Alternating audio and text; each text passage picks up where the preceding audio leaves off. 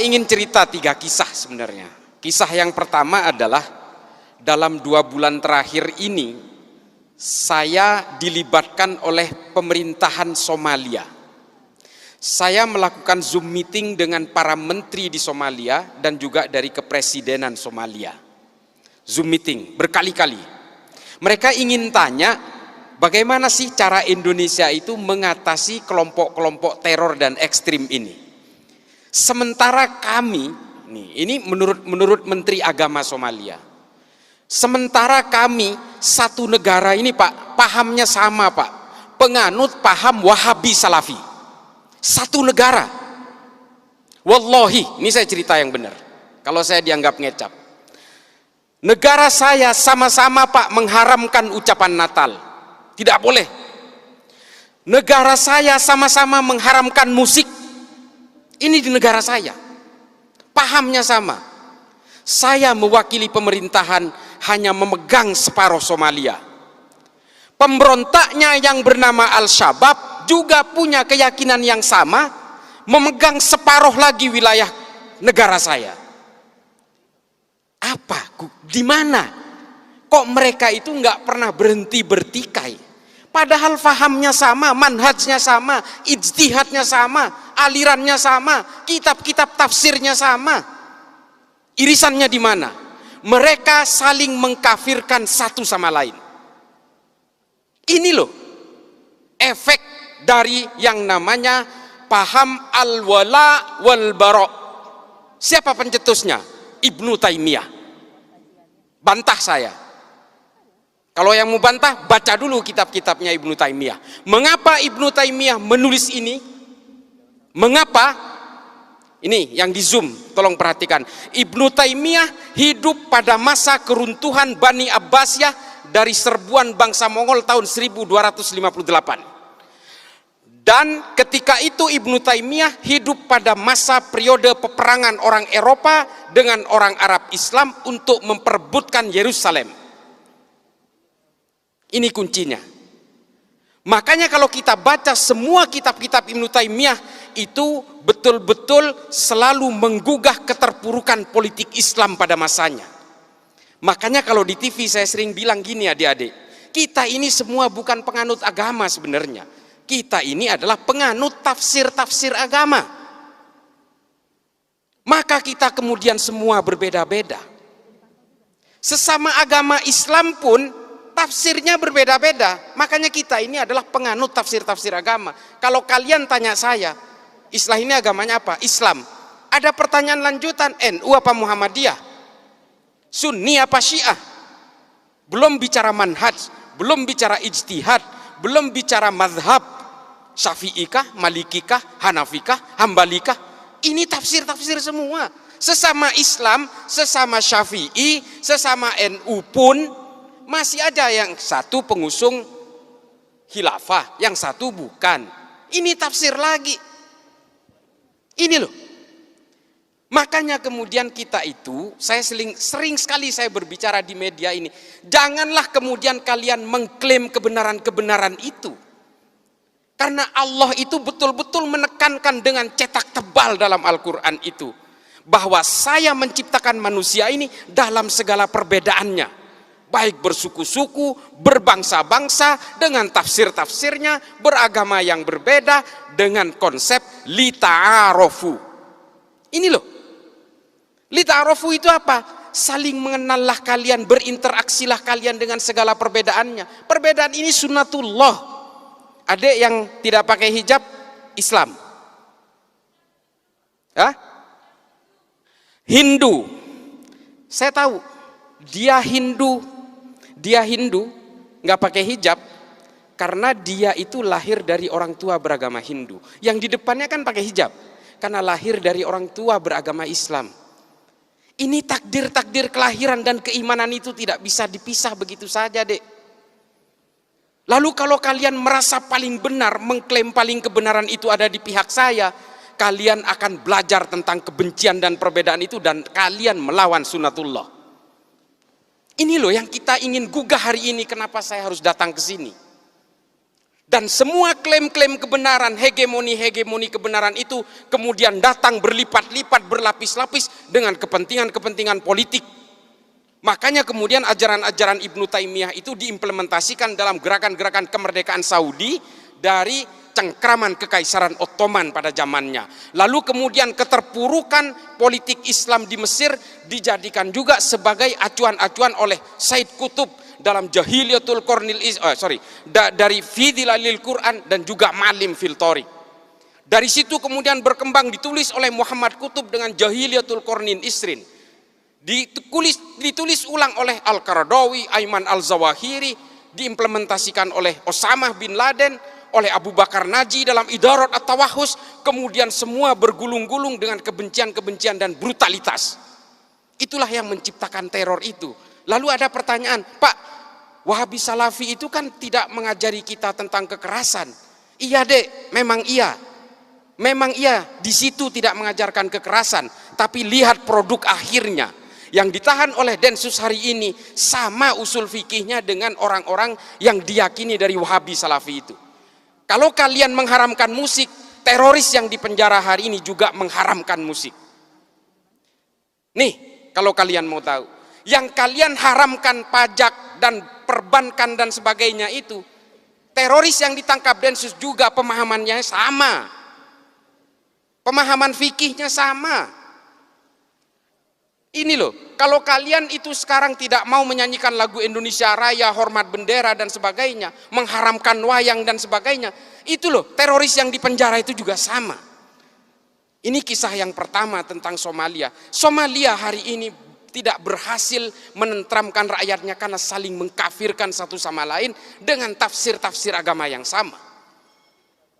Apakah kemudian kita mau menyimplifikasi gerakan-gerakan seperti ini? Ada disclaimer, oh itu kan tergantung orangnya. Iya. Yang namanya Al-Shabaab, nih saya kasih tahu, yang namanya Al-Shabaab itu berasal dari 32 orang yang aktif dalam kajian Islam di dalam ketentaraan Somalia. Namanya Kajian Islam Al-Ittihad Al-Islamiyah. Nama pemimpinnya siapa? Kolonel Muhammad Hasan. Setelah dia berkembang di dalam pengajian itu, jumlahnya makin banyak, lalu dia merekrut penjahat-penjahat jalanan dan bajak laut di Somalia. Sehingga entitas mereka membesar, lalu dia mengambil senjata di gudang-gudang senjata di barak-barak mereka, lalu mereka berdiri menjadi kekuatan besar yang namanya Al-Shabaab. Dan mereka sulit dikendalikan hari ini. Mereka berkembang ke Somaliland, Tanzania, Eritrea, dan ke negara-negara tanduk Afrika. Atas nama apa? Atas nama agama. Apakah agama ini memang diciptakan untuk saling membenci? Apakah agama ini memang diciptakan untuk saling mengkafirkan? Fungsi agama adalah menertibkan manusia. Kalau kemudian ada orang yang dengan memeluk agama, memeluk keyakinan agama, tiba-tiba dia tidak merasa tentram, gelisah dengan keimanan orang lain, ingin mengkafir-kafirkan orang lain, bukan salah agamanya, Dik, salah tafsirnya. Makanya saya bilang kita ini adalah penganut tafsir-tafsir agama. Lalu apa sikap kita kalau kita ingin dikatakan orang yang beragama? Jangan karena beragama membenci orang lain, mengkafir-kafirkan orang lain, lalu kemudian orang lain jika berbeda dengan kalian dinerakakan. Setelah kalian merasa sudah tidak punya dosa, lalu sibuk menghitung dosa orang lain. Ini artis hijrah tuh kelakuannya tuh. Dulu pemain musik setelah merasa hijrah mengharamkan musik. Teman-temannya yang lagi bermain musik diharam-haramkan, dineraka-nerakakan. Tuh kelakuannya. Setelah dirinya merasa tobat, lalu dia sibuk menghitung dosa orang lain. Ini karena tafsir-tafsir al-wala wal-bara itu loh. Ini betul-betul menjadi concern saya. Makanya kalau kalian lihat di TV, saya selalu menentang ini. Ayolah bawa agama Islam ini, termasuk agama-agama lain ini, tolong bawa deh ke dalam arah kedamaian, anti kebencian, anti kekerasan. Itu baru beragama namanya.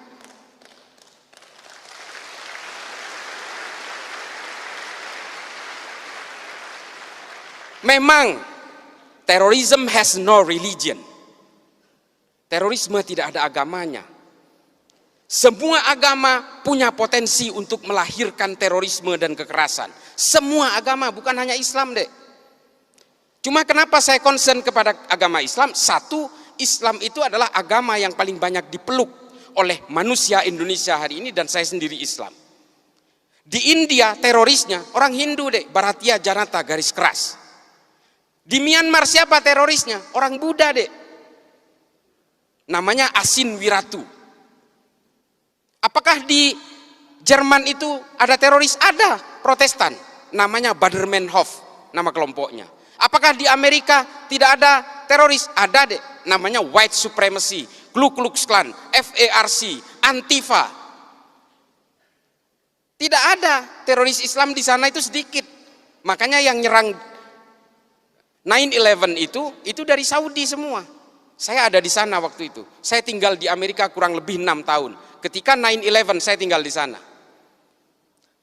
Saya dulu pernah terpapar dengan ajaran-ajaran Ma'alim fil Thoriq ini. Saya meyakini bahwa kalau Islam ingin berjaya, maka Islam harus tegak secara politik. Itu keyakinan saya dulu. Kalau lihat Gus Dur di TV, saya matikan TV-nya. Ini antek Yahudi ini. Saya dulu begitu. Ketika ada orang-orang Islam yang moderat, wah saya matikan TV-nya. Cak Nur apalagi, paling saya benci itu. Nurholis Majid, Allah yarham. Buya Syafi'i Ma'arif, saya ganti channelnya, saya mending nonton yang lain. Itu dulu saya seperti itu. Tapi kemudian saya berusaha mempelajari semuanya. Saya baca buku kanan, buku kiri, buku tengah, saya baca semua. Das Kapital saya habiskan. L'état de Révolution saya habiskan. Ma'alim fil Thoriq, Jahilatul Qarnil Isrin, saya baca semua. Hingga akhirnya apa? Kepala saya menjadi melting pot dari kesadaran-kesadaran kognitif, bahwa manusia dan takdir-takdir keimanannya ini selalu berbeda. Kalau saya lahir di Meksiko, saya pastikan 1000% saya Katolik. Saya tidak bisa nantang soal hidayah. Ini benar-benar prerogatifnya Allah. Tapi kalau saya lahir di Argentina, saya Katolik deh. Lalu kemudian dengan takdir-takdir kelahiran itu, apakah kita kemudian seolah-olah, oh karena saya Islam, sejak lahir saya Islam, maka saya yang akan paling menghuni surga. Kalau orang yang berbeda dengan saya pasti masuk neraka. Selalu punya niatan-niatan seperti itu. Demikian juga dengan orang yang Kristen, kalau kalian mau percaya. Orang yang Katolik juga begitu kok. Inilah konsep-konsep dasar keyakinan itu. Lalu apakah saya menganggap semua agama benar? Bukan itu konsepnya. Setiap orang yang memeluk agama pasti menganggap keyakinannya paling benar. Persoalannya, apakah dengan menganggap keyakinan saya yang paling benar, apakah saya harus menyalah-nyalahkan keyakinan orang lain? Kan nggak harus. Itu adalah kesalahan besar, offsetnya di situ. Dengan mengatakan istri saya cantik, saya tidak harus mengatakan istri orang lain jelek kok. Ini loh analoginya. Maka kemudian Habib Ali Al-Jufri membuat sebuah buku, judulnya Al-Insaniyah Qabla Tadayyun. Mengenal kemanusiaan lebih dulu sebelum mengenal agama. Karena apa? Kelahiran kita dan konsep-konsep keimanan ini berbanding linier. Kita beragama Islam karena lahir dari negara dengan mayoritas Islam dan dari orang tua beragama Islam. Kalau kita ini lahir di negara-negara dengan beragama Hindu misalnya, di India, kita lahir di Jammu misalnya, bisa jadi kita ini Hindu. Atau lahir di Bali, bisa jadi Hindu. Sementara kita tidak pernah ditawarkan mau lahir dari orang tua beragama apa. Tiba-tiba kita lahir brojol Islam, ikut keimanan orang tua, lalu I'm the man, I'm the holder of universe. Ini loh penyakit-penyakit orang yang kemudian menghegemoni keimanan bahwa dia itu adalah pemegang kebenaran tunggal. Makanya kalau kita ingat tulisannya Thomas Aquinas dalam Summa Theologica, saya paling memegang ini. Meskipun Santo Thomas Aquinas ini adalah seorang Katolik, bukunya itu saya habiskan. Saya itu pembaca buku dek. Ya saya nggak jumawa ya. Saya itu 1000 halaman rata-rata per bulan. Saya baca buku itu.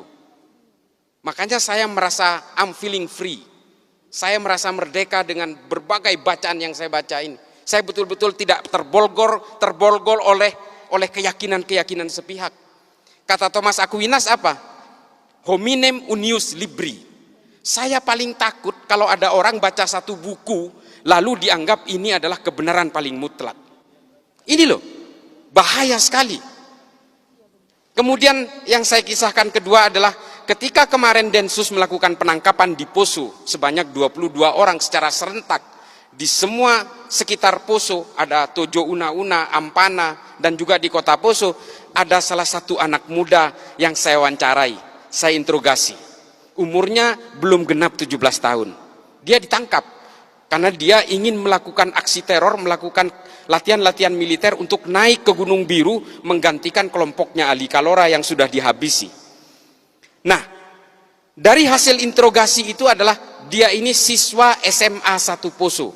Akademisnya bagus, nilainya bagus, punya kecerdasan. Lalu dia keluar dari sekolah itu, dia berhenti. Karena apa? Dia mendapatkan pemahaman bahwa sekolah ini dibangun oleh negara Togut dengan biaya-biaya dari uang riba. Coba. Ini semua adalah negara riba karena ada kelindan perbankan di sini. Coba bayangin tuh.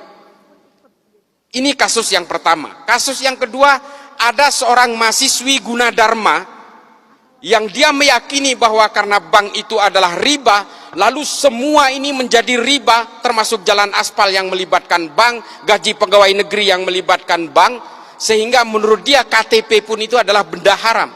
Sehingga apa?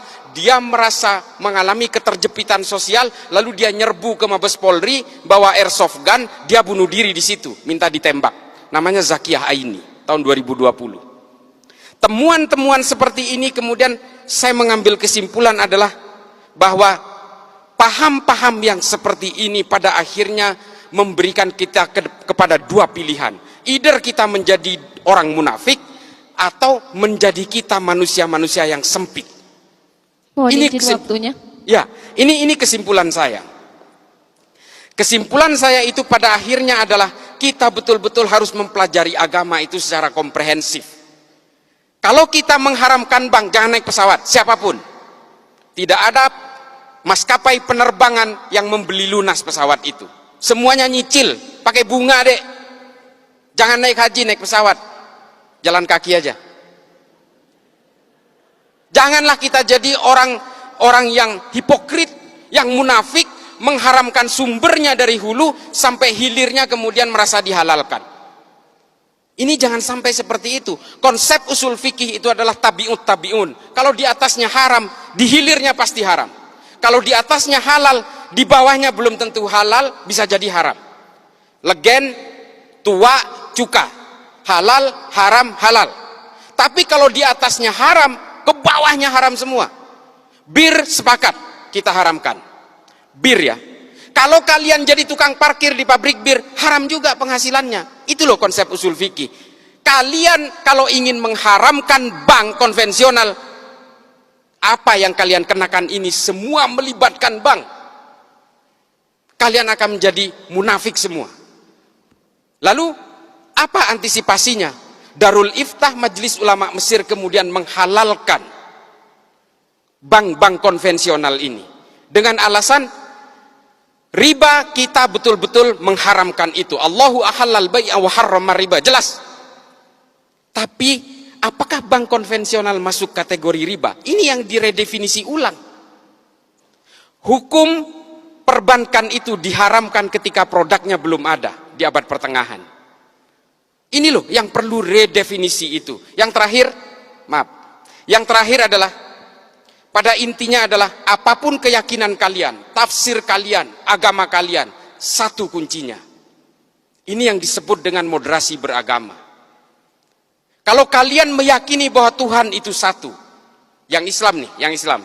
Kalau kalian betul-betul meyakini kul huwallahu ahad, kalian betul-betul menganggap bahwa Islam itu adalah monoteism, termasuk yang beragama lain, maka kita juga harus meyakini bahwa manusia dimanapun dengan agama yang berbeda-beda, dengan Kristen, dengan Hindu dan Buddha, itu pasti diciptakan oleh Tuhan yang sama.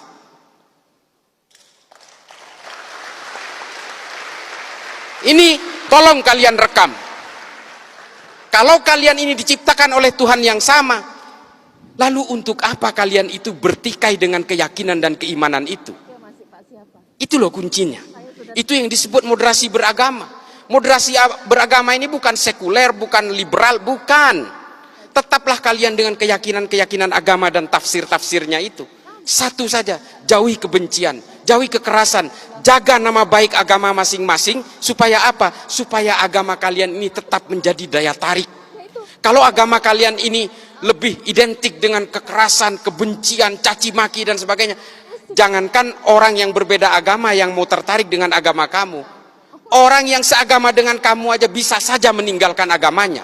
Orang kalian itu kan udah tahu ya cara mengkritik. Kita paling terakhir banget nih, mumpung lagi ngobrol MC-nya. Paling terakhir banget.